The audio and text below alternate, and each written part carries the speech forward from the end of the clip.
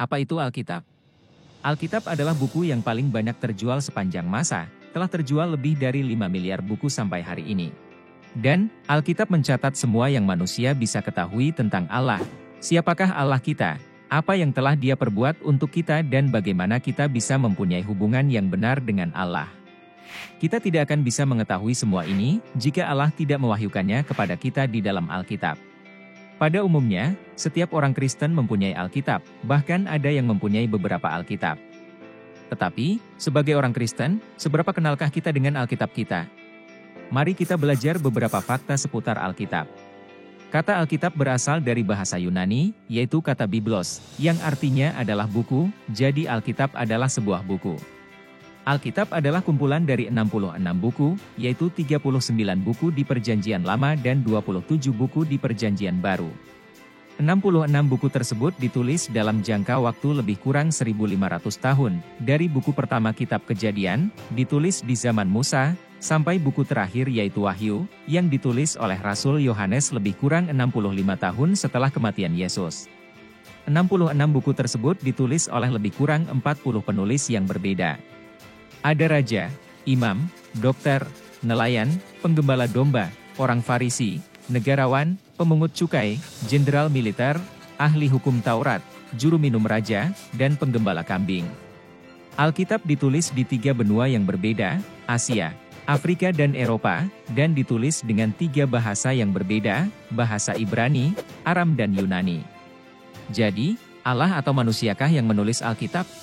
Walaupun Alkitab ditulis oleh manusia, Allah lah yang menginspirasi mereka untuk menuliskan apa yang Allah ingin katakan kepada kita. Allah tidak mendikte kata demi kata kepada penulis Alkitab. Dengan kata lain, Allah adalah pengarang dari semua buku-buku di dalam Alkitab. Tetapi inspirasi dari Allah tidak membuat penulis Alkitab kehilangan akal budi ataupun kehilangan kepribadian mereka.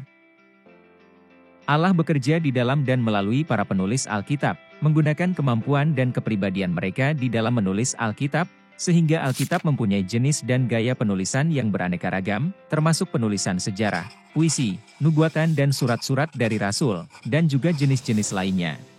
Dengan adanya unsur manusia di dalam Alkitab, maka Alkitab juga menggambarkan pengalaman, sudut pandang dan juga perasaan dari penulis-penulisnya.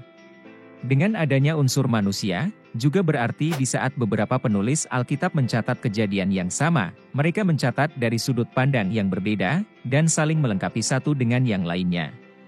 Pada tahun 397 Masehi, Konsili Kartago menegaskan 27 buku sebagai perjanjian baru di dalam Alkitab, sedangkan perjanjian lama telah diakui oleh Konsili Jamnia di abad pertama. Sebelum masa reformasi, Gereja Roma Katolik menentukan bahwa bahasa Latin adalah satu-satunya bahasa yang boleh digunakan di dalam Alkitab, dan melarang orang-orang awam untuk memiliki Alkitab. Di masa reformasi, salah satu hal yang diperjuangkan oleh Martin Luther dan para reformator lainnya adalah Alkitab di dalam bahasa sehari-hari, agar orang-orang awam juga bisa membaca Alkitab di dalam bahasa yang mereka pahami.